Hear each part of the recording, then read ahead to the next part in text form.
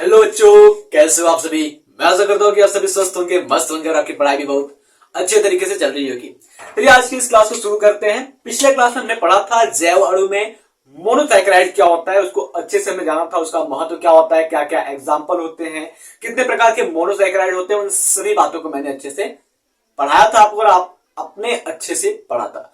तो उसी सीरीज को मैं आगे बढ़ाऊंगा और आज की इस क्लास को मैं कार्बोहाइड्रेट के सेकेंड टाइप्स को डिस्कस करने वाला हूं। सेकेंड प्रकार को मैं आपको बताने वाला हूं कि ओलिगोसैकेराइड क्या होता है और ये कितने प्रकार के होते हैं, इसमें कैसे ओलिगोसैकेराइड्स का निर्माण होता है, उन सभी चीजों को मैं अच्छे से आपको समझाने वाला हूं। चलिए सबसे पहले मैं बात करता हूं कि ओलिगोसैकेराइड जो वर्ड है, जो शब्द ओलिगोसैकेराइड है, ये शब्द मिला कहां से। आखिर ऐसे ही तो हवा में कोई शब्द नहीं बना दिया होगा ना। जैसे हमारा नाम कुछ है तो हमारे नाम का मतलब है, आपका नाम है तो आपके नाम का मतलब है। इस दुनिया में हर चीज का कोई ना कोई मतलब होता है। ठीक उसी प्रकार से ओलिगोसैकेराइड जो होता है उसका मतलब क्या होता है, पहले मतलब की बात कर लेते हैं। ठीक है, तो फर्स्ट ऑफ ऑल अगर हम बात करते हैं, सबसे पहले अपने हेडिंग की बात कर लेते हैं। जो आपको आज पढ़ना है और आपको पढ़ाना जो है हमें, वो है ओलिगोसैकेराइड। ओलिगोसैकेराइड, ओलिगोसैकेराइड की बात करते हैं कि ओलिगोसैकेराइड होता क्या है। सबसे पहले मैं यहां पर लिख दूं ओलिगोसैकेराइड। देखिए, अब अगर हम बेटा बात करते हैं कि जो ओलिगोसैकेराइड ये शब्द लिखा हुआ है ना, इस शब्द में दो शब्द आए हैं। ये एक वर्ड दिख तो रहा है लेकिन ये एक वर्ड दो वर्ड से मिलकर के बना हुआ है। पहला जो आपका वर्ड है वो है ओलिगो। क्या है? ओलिगो। और दूसरा जो वर्ड है वो है सैकेराइड। अब इन दोनों का मतलब क्या होता है, उसके मतलब की बात कर लेते हैं। अगर हम बात करते हैं ओलिगो का मतलब क्या होता है, फिर उसके बाद हम आपको बताएंगे कि सैकेराइड का जो ये लिखा हुआ है, इस सैकेराइड का मतलब क्या होता है, या ये जो सैकेराइड लिखा हुआ है, ये सैकेराइड शब्द आया कहां से। चलिए, अब अगर हम बात करते हैं ओलिगो वर्ड की, तो ओलिगो का मतलब जो होता है वो होता है फ्यू। और फ्यू का मतलब आपको हिंदी में पता है कि भाई फ्यू का मतलब क्या होता है। फ्यू का मतलब होता है कुछ। ठीक है, यही से आप पूरी डेफिनेशन को बना लेंगे। उसके बाद अगर मैं बात करता हूं जो सैकेराइड होता है, सैकेराइड वर्ड कहां से आया भाई। ये सैकेराइड वर्ड आया हुआ है सुगर से। और सुगर का मतलब क्या होता है भैया, आपको भी अच्छे से पता होगा कि सुगर का मतलब क्या होता है। तो सुगर को हम कहते हैं शर्करा। क्या कहते हैं? शर्करा। इस प्रकार से मैं अगर आपको बताऊं तो जो ओलिगोसैकेराइड होता है ना, उसमें कुछ शर्कराएं जो होती हैं, कुछ शर्करा जो होती है वो आपस में मिलती है। और ये कुछ शर्कराएं आपस में मिलने के बाद ओलिगोसैकेराइड का निर्माण करती है। अब ये कुछ शर्कराएं है कौन, उसकी भी बात कर लेते हैं। तो ये जो कुछ शर्कराएं है ना भाई, जो फ्यू सुगर्स है ना, वो आपके मोनोसैकेराइड है। जैसा कि हमने पिछले क्लास में आपको क्या बताया था कि ढेर सारे मोनोसैकेराइड मिलकर के ओलिगोसैकेराइड का निर्माण करते हैं। अब ढेर सारे कितने हो जाएंगे, दो मोनोसैकेराइड से लेकर के 10 मोनोसैकेराइड अगर आपस में मिलती हैं तो ओलिगोसैकेराइड का निर्माण होगा। और अगर हम बात करते हैं 10 मोनोसैकेराइड से ज्यादा सैकेराइड आपस में मिलते हैं तो पॉलीसैकेराइड का निर्माण होता है। ये बातें मैंने आपको बताया था जब मैं कार्बोहाइड्रेट का क्लासिफिकेशन आपको बता रहा था। अच्छे से समझ में आया। चलिए, अब अगर हम बात करते हैं कि जो ओलिगोसैकेराइड होता है, इसके बारे में आप कैसे लिखेंगे, कैसे आप डिफाइन करेंगे, मैं जहां तक आशा करता हूं कि आप इन पॉइंट से तो बता लिए होंगे, कुछ ना कुछ आपको आइडिया हो गया होगा कि ओलिगोसैकेराइड होता क्या है। फिर भी मैं आपको बताऊं कि ओलिगोसैकेराइड होता क्या है, तो हम लिखेंगे यहां पर और आप समझिएगा। ओलिगोसैकेराइड क्या होते हैं। ओलिगोसैकेराइड का शाब्दिक अर्थ, ओलिगोसैकेराइड का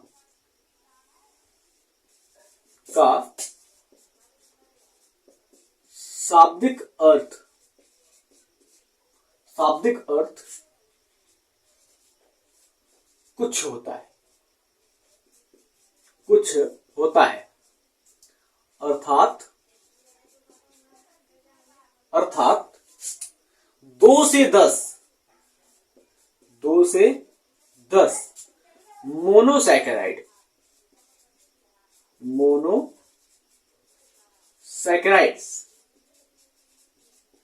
आपस में मिलकर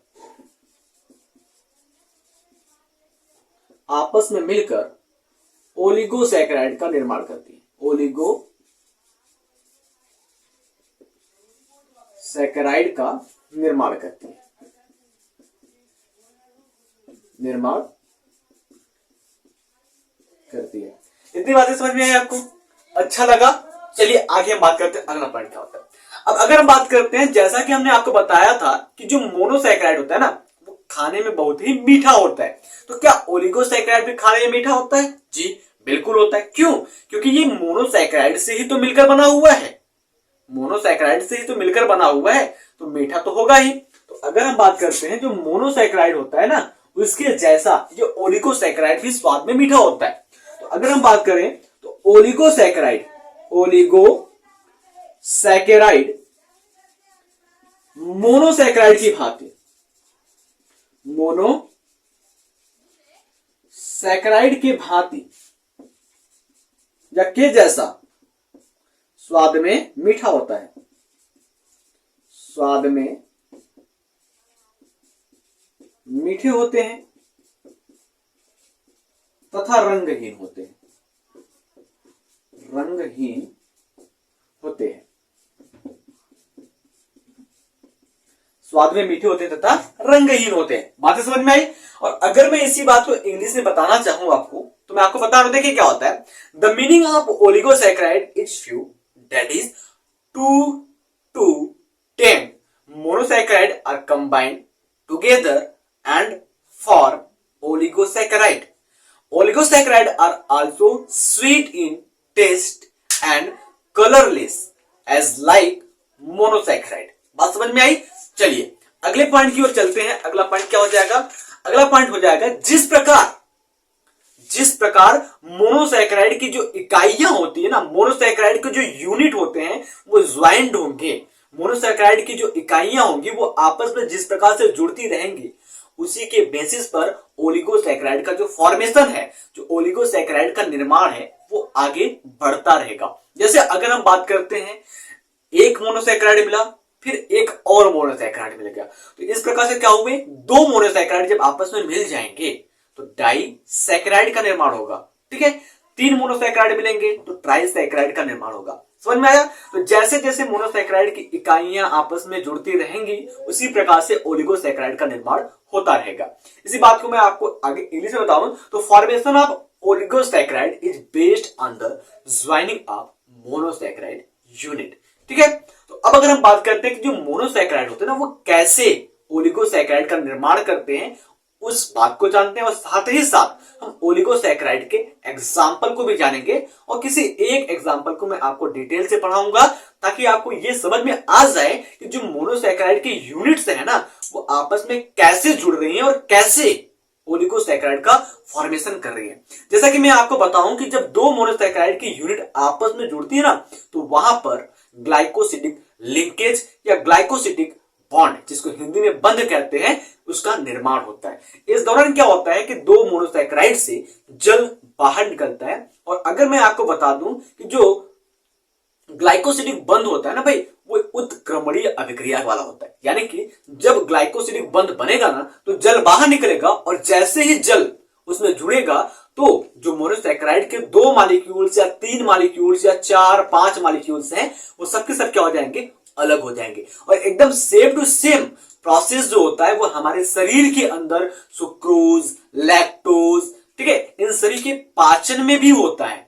ठीक है, जैसे हम सुक्रोज को खा लिए तो वो हमारे शरीर के अंदर जाएगा, तो पचेगा कैसे, क्योंकि उसके अंदर क्या है, ग्लाइकोसिडिक बॉन्ड बना हुआ है, और हमारे शरीर के अंदर क्या है, पानी है। जैसे ही पानी वो पाएगा, वो ग्लाइकोसिडिक बॉन्ड क्या हो जाएगा, टूट जाएगा, तो वो दो भागों में बढ़ जाएगा। कौन कौन से दो भाग बढ़ेंगे, तो दो भागों में बढ़ेगा, वो ग्लूकोज प्लस फ्रैक्टोज में बढ़ जाएगा। फिर उसके बाद उसका डाइजेशन जो होता है, जो पाचन होता है, वो आसानी से हमारे शरीर के अंदर हो जाएगा। इतनी बातें समझ में आई? तो अब अगर हम बात करते हैं, तो आपको हम कहना चाहेंगे कि आप फटाक से इन पॉइंट को नोट कीजिए, ताकि मैं आपको आगे की पॉइंट में वो चीजें बता सकूं जिससे आपको यह पता चल सके कि ओलिगोसैकेराइड के उदाहरण क्या होते हैं और कैसे वो बनते हैं।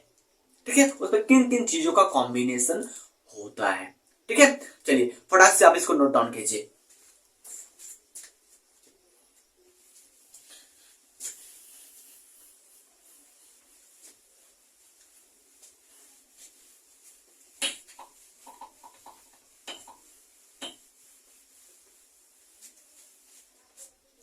ओके, अब अगर हम बात करते हैं तो हम यहां पर कह सकते हैं कि ओलिगोसैकेराइड का वर्गीकरण करते हैं। जिस प्रकार से हमने क्या किया था, मोनोसैकेराइड का वर्गीकरण किया था ना, क्लासिफिकेशन ऑफ मोनोसैकेराइड पढ़ा था।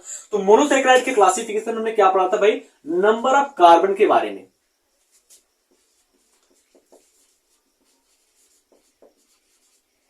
ठीक है, अब क्लासिफिकेशन की बात करते हैं, वर्गीकरण की बात करते हैं। किसके वर्गीकरण की बात करेंगे हम वर्गीकरण के बारे में पढ़ेंगे, किसके, ओलिगोसैकेराइड के।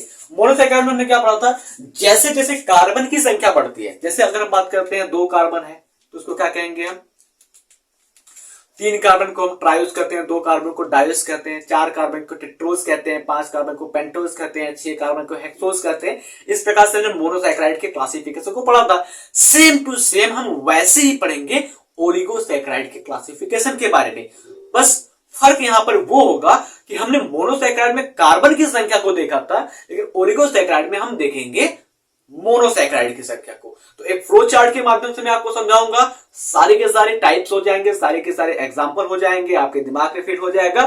फिर मैं आपको किसी एक एग्जांपल को लेकर के पार्टिकुलर कैसे ग्लाइकोसिडिक बॉन्ड बनता है उसको आपको बताऊंगा, ताकि आपको अच्छे से क्लियर हो जाए। चलिए शुरू करते हैं। तो हम यहां पर आपको एक चार्ट बनाकर समझाना चाहेंगे। तो हम पहले चार्ट में लिखेंगे number of monosaccharide, number of monosaccharide, यानी कि हम बात करते हैं कि क्या हो जाएगा, मोनोसैकेराइड की संख्या। उसके बाद बात करेंगे हम ओलिगोसैकेराइड या types of oligosaccharide, types of oligosaccharide, types of oligosaccharide. फिर उसके बाद हम क्या करेंगे, एग्जाम्पल लिखेंगे। तो भाई इतनी 3 कॉलम आप भी अपने कॉपी में बना लीजिए, फिर मैं आपको आगे बताता हूं। देखिए अगर हम बात करते हैं जो मोनोसैकेराइड, यहां पर मैं एक और बनाता हूं, SR सीरियल नंबर, ठीक है, SR नंबर। तो अगर मैं बेटा बात करता हूं यहां पर नंबर 1 पर, अगर हम बात करते हैं जो मोनोसैकेराइड है ना, अगर 2 मोनोसैकेराइड आपस में जुड़ते हैं, 2 मोनोसैकेराइड, हिंदी में मैं नहीं लिखूंगा ताकि आप जानते ही हैं मोनोसैकेराइड को हिंदी में हम मोनोसैकेराइड कहते हैं, इंग्लिश में भी मोनोसैकेराइड कहते हैं। तो जरूरत नहीं है हिंदी में लिखने की, मैं इसी से लिख करके काम बता रहा हूं, आप अच्छे से समझ जाइए। ठीक है, अगर हम बात करते हैं जब मोनोसैकेराइड की संख्या 2 हो, तो 2 मोनोसैकेराइड के यूनिट से जुड़ने से क्या बनेगा, किस प्रकार के ओलिगोसैकेराइड का निर्माण होगा। तो 2 मोनोसैकेराइड यूनिट जुड़ेंगे तो डाइसैकेराइड का निर्माण होगा, डाइसैकेराइड्स बनेंगे, डाइसैकेराइड्स बनेंगे। और अगर मैं बेटा बात करता हूं डाइसैकेराइड के एग्जांपल की, तो एग्जांपल क्या हो जाएगा, जैसे मैं बात करता हूं यहां पर आ जाएगा आपका सुक्रोज, हिंदी में भी कहें तो सुक्रोज, ठीक है। अब अगर बात करते हैं कि जो सुक्रोज होता है वो किस प्रकार के डाइसैकेराइड, मतलब अगर बात करते हैं जो डाइसैकेराइड है उसका एग्जांपल सुक्रोज है। अब सुक्रोज के अंदर कौन कौन से मोनोसैकेराइड जुड़ती हैं, हमने क्या बताया कि 2 मोनोसैकेराइड होंगे तो डाइसैकेराइड बनेगा, और डाइसैकेराइड का एक बेहतरीन एग्जांपल मैंने बताया आपको सुक्रोज। अब सुक्रोज में क्या क्या जुड़ेगा, क्या क्या चीजें होती है उसकी तो बात कर ले हम। अब देखो सुक्रोज के अंदर मैं आपको बताऊं तो सुक्रोज जो बनता है उसमें जो डाइसैकेराइड के अंदर मोनोसैकेराइड 2 आते हैं, उसमें क्या हो जाता है, पहला जो हो जाता है आपका ग्लूकोज हो जाता है, ग्लूकोज प्लस फ्रैक्टोज हो जाता है। इसका मतलब ये हो गया कि इस सुक्रोज के अंदर 2 हेक्सोज शर्करा मिले हुए हैं। दैट मीन्स अगर हम बात करते हैं उस मोनोसैकेराइड को हमने मिलाया है जिसके अंदर 6 कार्बन होते हैं। बात समझ में आई। चलिए अगले पॉइंट की अगर हम बात करते हैं तो अगला पॉइंट क्या हो जाएगा आपका, अगले पॉइंट की अगर हम बात करते हैं तो अगला पॉइंट हो जाएगा आपका, इसी में एग्जांपल की ओर चलते हैं तो माल्टोस, क्या हो जाएगा, माल्टोस, माल्टोस। अब माल्टोस की बात करते हैं तो माल्टोस कैसे बनेगा, माल्टोस कैसे बनेगा, माल्टोस के अंदर क्या क्या चीजें हैं। तो माल्टोस के अंदर चीजों की बात करते हैं, कौन कौन से यूनिट हैं तो इसकी बात करते हैं। तो यहां पर glucose plus glucose, glucose plus glucose. अब ग्लूकोज की जब दो यूनिट आपस में मिलते हैं, ग्लूकोज की दो इकाइयां जब आपस में मिलती हैं तो निर्माण होता है माल्टोज का। ठीक है, एक और एग्जांपल बता दूं मैं आपको, लैक्टोज इसी डाइसैकेराइड का एग्जांपल है भाई। लैक्टोज के अंदर भी क्या होती हैं, दो मोनोसैकेराइड आकर के आपस में जुड़ती हैं। समझ में आया क्या क्या होती हैं, ग्लूकोज प्लस ग्लैक्टोज, दो यूनिट मिलेगी आपका बनेगा लैक्टोज। That is clear. चलिए अब अगर हम बात करते हैं, इधर आ जाते हैं, अगर हम दूसरे नंबर पर बात करें बेटा, तो दूसरे नंबर पर हम बताते हैं आपको, यदि मोनोसैकेराइड की संख्या 3 हो, 3 मोनोसैकेराइड आपस में मिल जाए तो क्या बनेगा, 3 मोनोसैकेराइड जब आपस में मिल जाएंगे तो क्या बनेगा, तो जब 3 मोनोसैकेराइड आपस में मिल जाएंगे तो आपका ट्राइसैकेराइड बनेगा। क्या बनेगा, ट्राइसैकेराइड बनेगा। थोड़ा सा मैं इसको नीचे लिखता हूं ताकि सब कुछ बैलेंस रहे।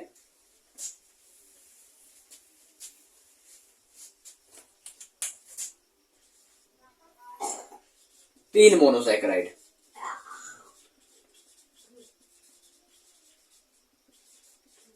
तीन मोनोसैकेराइड यूनिट्स मिलेंगे तो बनेगा आपका ट्राइसैकेराइड, जिसका एग्जांपल हो जाएगा रैफिनोज, ठीक है, पैनोज, माल्टोरियोज। ठीक है, मैं बताता हूं आपको, ट्राइसैकेराइड, ट्राइसैकेराइड्स बनेगा आपका।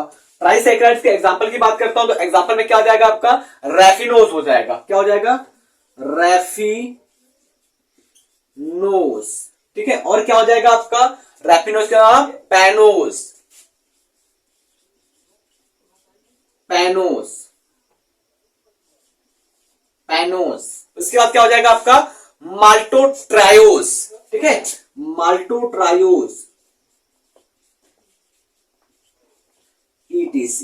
ये आपके ट्राइसैकेराइड के एग्जांपल हो गए। उसके बाद बेटा मैं बात करता हूं आगे, आपको बताऊं तो मैं आपको यहां पर लिखूंगा, तीसरे नंबर पर मैं आपको लिखता हूं तो यहां पर अगर मोनोसैकेराइड की संख्या 4 है, 4 मोनोसैकेराइड मिलते हैं,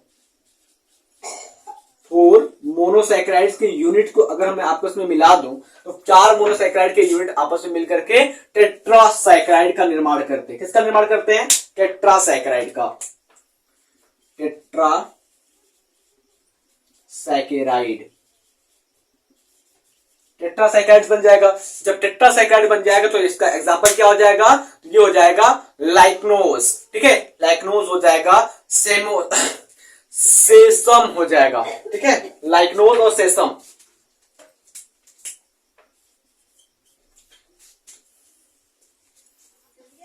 लाइक्नोज, सेसम, ये दो चीजें आपके मिलकर के बन जाएंगे। उसके बाद मैं आपको बताऊं, अगर अगले एग्जांपल की ओर ले चलता हूं तो, या फिर अगले टाइप्स की ओर ले चलता हूं ओलिगोसैकेराइड के, तो आपको अगर मैं बात करता हूं तो अगर मोनोसैकेराइड की संख्या 5 है, मोनोसैकेराइड की संख्या 5 है तो क्या बनेगा, तो पेंटासैकेराइड का निर्माण होता है। किसका, पेंटासैकेराइड, पेंटासैकेराइड का निर्माण होता है। जब पेंटासैकेराइड की बात करते हैं तो पेंटासैकेराइड जो होता है वो पाया कहां जाता है, तो अगर हम बात करते हैं बहुत ही थोड़े मात्रा के अंदर, ठीक है, बहुत ही थोड़ी मात्रा में जो पेंटासैकेराइड होता है ना भाई, वो पौधों के अंदर पाया जाता है। खासकर सोयाबीन के अंदर एक पेंटासैकेराइड पाया जाता है जिसका नाम है वर्बिकोस। क्या नाम है, वर्बिकोस। ठीक है, मैं एग्जांपल लिख दूं आपको, वर्बिकोस, वर्बिकोस, ये एक पेंटासैकेराइड है जो पाया जाता है सोयाबीन के बीज में या फिर सोयाबीन के अंदर पाया जाता है। तो आई होप आपको क्लासिफिकेशन आपको अच्छे से समझ में आ गया होगा। अब मैं चलता हूं, आपको बताता हूं कि ये आपस में ग्लूकोज फ्रैक्टोज कैसे जुड़ते हैं, ग्लूकोज ग्लूकोज कैसे जुड़ते हैं, और ये दोनों जुड़ करके माल्टोज का कैसे निर्माण करते हैं, इसके बारे में। ठीक है, तो अगर मैंने आपको बताया तो आपने ध्यान से सुना होगा, तो मैंने ये कहा कि जब दो मोनोसैकेराइड आपस में जुड़ते हैं तो एक बंध बनता है जिस बंध का नाम है ग्लाइकोसिडिक बंध। अब ये ग्लाइकोसिडिक बंध क्या होता है भाई, ग्लाइकोसिडिक बंध के अंदर क्या होते हैं, एक मोनोसैकेराइड का CHO ग्रुप, या फिर हम कह लें डबल बॉन्ड O ग्रुप, या फिर हम कह लें कार्बोनिल ग्रुप, और दूसरे मोनोसैकेराइड का हाइड्रोक्सिल ग्रुप आपस में जुड़ता है और जुड़ने के बाद जल को बाहर निकालकर फेंक देता है और ग्लाइकोसिडिक लिंकेज का फॉर्मेशन होता है, ग्लाइकोसिडिक बंध का निर्माण होता है, जिस दौरान एक डाइसैकेराइड, ट्राइसैकेराइड, पेंटासैकेराइड का फॉर्मेशन होता है। बात समझ में आई? चलिए फटाक से आप इस पॉइंट को नोट कीजिए, फिर चलते हैं हम अगले पॉइंट की ओर, समझते हैं कि ग्लाइकोसिडिक लिंकेज कैसे बनते हैं और एक एग्जांपल को लेकर के मैं आपको समझाता हूं। एग्जांपल हमारा होगा माल्टोस। ठीक है, माल्टोस को मैं आपको समझाऊंगा। ठीक इसी प्रकार से आपके सुक्रोज बनेंगे, ठीक इसी प्रकार से आपका लैक्टोज बनेगा, ठीक इसी प्रकार से रैफिनोज बनेगा, लाइसोनोज बनेगा, सेसम बनेगा, वर्बिकोस बनेगा। ठीक सेम प्रोसेस होंगी, सेम ग्लाइकोसिडिक लिंकेज बॉन्ड जो होंगी उसी प्रकार से बनेंगी। ठीक है, बस थोड़ा सा अंतर ये होगा कि उनका नाम जो होगा बंध का वो अलग अलग जगहों पे अलग अलग होगा। तो फ्रेंड्स आप इसको नोट कीजिए, फिर चलते हैं हम आगे की ओर।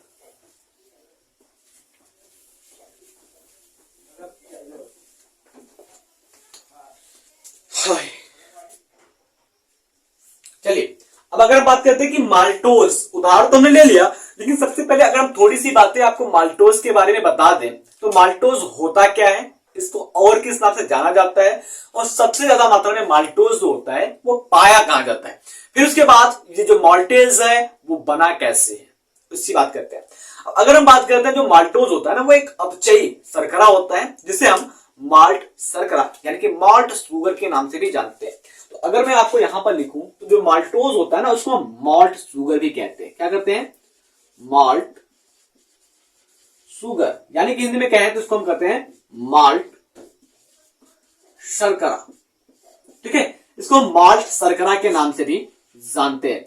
अगली पॉइंट की मैं अगर बात करता हूं कि जो माल्ट शर्करा होता है ना भाई, ये माल्ट शर्करा सबसे ज्यादा अंकुरित बीजों में पाए जाते हैं। विशेषकर मैं अगर बात करता हूं जो जौ होता है ना भाई, जौ के अंदर ये मंड के जल अपघटन से बनते हैं। जो आपका स्टार्च होता है ना, स्टार्च का जब हाइड्रोलिसिस हो जाता है, जल अपघटन हो जाता है, तो उस दौरान इस माल्ट शर्करा यानी कि माल्टोज का फॉर्मेशन होता है। किसके अंदर? जो जौ होता है उसके अंदर। जितने भी अंकुरित बीज होते हैं, ठीक है, जर्मिनेटेड सीड होते हैं, सभी के अंदर माल्ट शर्करा अत्यधिक मात्रा में पाया जाता है।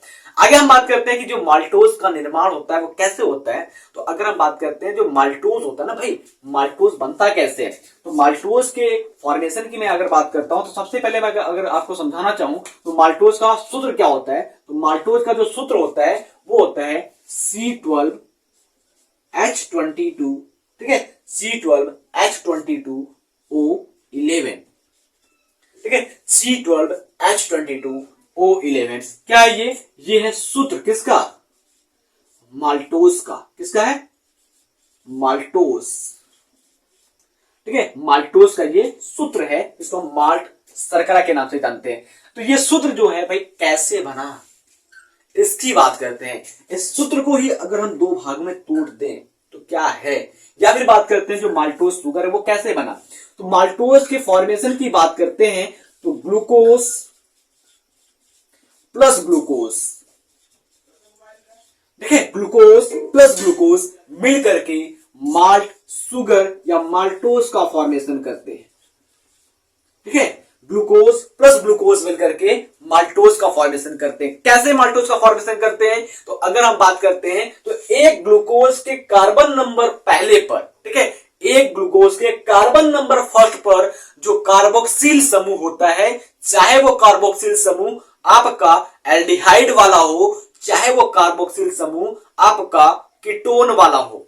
ठीक है, तो अगर हम बात करते हैं तो माल्टोज के अंदर जो कार्बोक्सिलिक समूह भाग लेता है वो कौन सा है, तो इस ग्लूकोज का जो कार्बोक्सिलिक समूह है वो क्या है? एल्डिहाइड समूह है। तो एल्डिहाइड समूह वाला और इस दूसरे ग्लूकोज का जो कार्बन नंबर 4 पर हाइड्रोक्सिल समूह यानी कि OH समूह उपस्थित होता है, ये आपस में जुड़ते हैं। जुड़ने के बाद अल्फा 1,4 ग्लाइकोसिडिक बंध बनाते हैं और उसी दौरान ये क्या करते हैं? जल को बाहर उठाकर फेंक देते हैं। फिर अब अगर हम बात करते हैं डायग्राम से समझना चाहें, आपको समझाना चाहें तो ये कैसे बनते हैं। चलिए अगर हम बात करते हैं तो एक ग्लूकोज की स्ट्रक्चर में बना देता हूं। देखिए आपकी अगर हम बात करता हूं तो ग्लूकोज का जो स्ट्रक्चर होता है वो दो तरीके से बनता है। एक तो आपका खुला चैन और एक क्या होता है आपका रिंग यानी कि साइकिल वाला बनता है। तो मैं यहां पर साइकिल वाले का यूज करूंगा। ठीक है, तो यहां पर देखते हैं अगर हम बात करते हैं ग्लूकोज की सूत्र संरचना बनाते हैं ठीक है, 5 कार्बन होता है रिंग के अंदर और 1 कार्बन जो होता है वो आपका बाहर होता है। इस प्रकार से हो गया। अब अगर हम बात करते हैं तो यहां पर भी 1 कार्बन होगा, यहां पर क्या हो जाएगा CH2OH, यहां पर हाइड्रोजन, यहां पर OH अंदर और हाइड्रोजन बाहर हो जाएंगे, बाकी जगहों पर OH बाहर हाइड्रोजन अंदर। ठीक है, समझ में आया? ये आपका हो गया। अब अगर मैं आपको बताऊं काउंटिंग करके कैसे गिनती करेंगे, तो हमने क्या करा है, इस वाले कार्बन को, जितने भी कॉर्नर है आपको कार्बन है, और इस कार्बन को मैंने पहला कार्बन माना हुआ है, पहला कार्बन माना, इसको मैंने दूसरा, इसको तीसरा, इसको चौथा, इसको पांचवा और इसको छठा नंबर दिया है, समझिएगा। और इस ग्लूकोज को मैं कहूंगा अल्फा ग्लूकोज। क्या कहूंगा मैं? Alpha glucose. फिर इसके बाद मैं बात करता हूं, एक ग्लूकोज तो हमारा हो गया, दूसरे ग्लूकोज की स्ट्रक्चर बनाता हूं, तो इसी का आइसोमेरिज्म, इसी का आइसोमेरिज्म बनाऊंगा, समावयवी बनाऊंगा, यानी कि इसी को मैं उल्टा करके आपको समझाने वाला हूं। देखिए, अगर हम बात करते हैं इस ग्लूकोज की स्ट्रक्चर की बात करते हैं, तो इस ग्लूकोज में अंतर क्या हो जाएगा, यहां पर आप देखते रहिएगा, आपको अच्छे से समझ में आ जाएगा।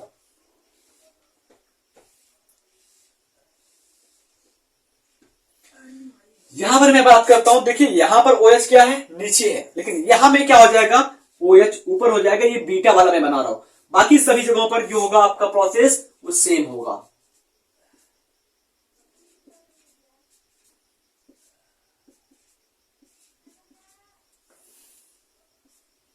CH2OH और यहां पर क्या हो जाएगा, हाइड्रोजन हो जाएगा।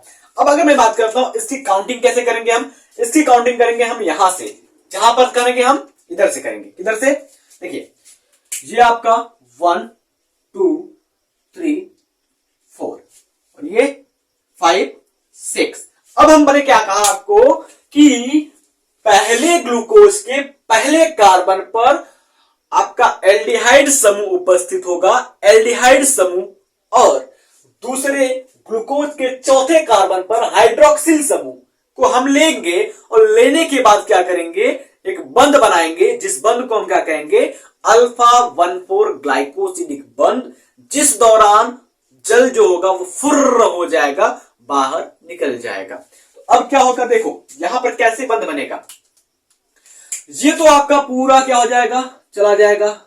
ठीक है, क्या हो जाएगा, एल्डिहाइड समूह से क्या करेंगे हम, इस हाइड्रोजन में, आपको थोड़ा सा गैप करके लिखता हूं अच्छे से समझ में आए, OH। ठीक है, आगे देखते हैं, यहां से हाइड्रोजन और यहां से पूरा का पूरा OH, यहां से क्या होगा, हाइड्रोजन पहले ग्लूकोज से, और दूसरे से क्या हो जाएगा, पूरा का पूरा OH, आपस में क्या होगा, जुड़ेगा, और क्या बनेगा, 2OH बनेगा। ठीक है, इस प्रकार से हुआ। एक मिनट में उल्टा कर दिया,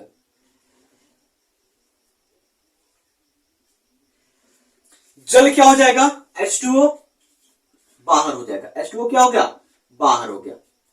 और अगर हम बात करते हैं, गलती से भी हमने क्या किया, H2O को जोड़ दिया, H2O को अगर हमने जोड़ दिया तो ये फिर से टूट जाएंगे, फिर से अलग हो जाएंगे, भैया जल जो होता है वो तोड़ देगा इनको।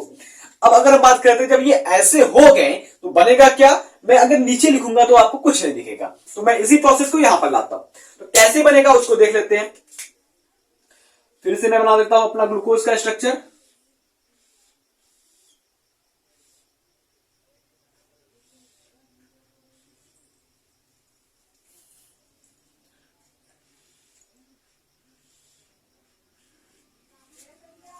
एक ये हो गया CH2OH, H, ये आपका OH अंदर, H बाहर, ये क्या हो जाएगा, HOH, HOH। अब यहां पर हम थोड़ा सा चेंज करेंगे बट्टू, लेकिन यहां पर पहले कह रहे हैं हम पहले ग्लूकोज को तो बना लिए, दूसरे ग्लूकोज को बना ले, तब तो जाकर के हम ग्लाइकोसिडिक बॉन्ड बनाएंगे।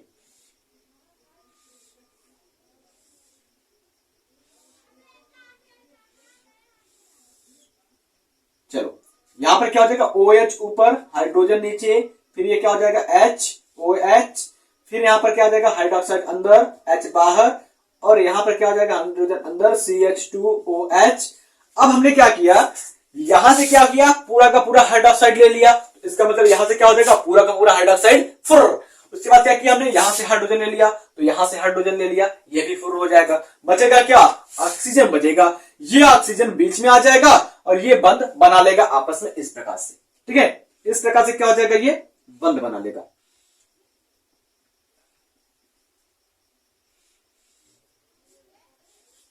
इस बंद को हम क्या कहेंगे, ग्लाइकोसिडिक बंद कहेंगे। फिर से बताते हैं हम आपको, कौन सा ग्लाइकोसिडिक बंद कहेंगे, हम कहेंगे अल्फा 1,4 ग्लाइकोसिडिक बंद।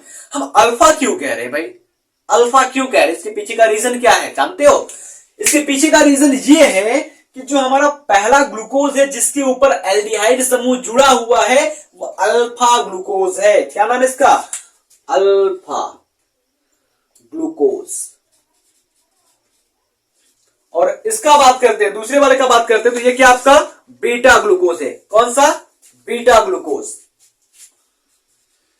बीटा ग्लूकोज नाम भी बता दूं मैं आपको, alpha D glucose, beta D glucose. Alpha D glucose, beta D glucose के बीच में बंध बना, अल्फा डी ग्लूकोज से एल्डिहाइड समूह, बीटा डी ग्लूकोज से हाइड्रोक्सिल समूह जुड़ा और ग्लाइकोसिडिक बंध बना। उस ग्लाइकोसिडिक बंध को नाम देंगे हम alpha 1,4 glycosidic bond, glycosidic bond.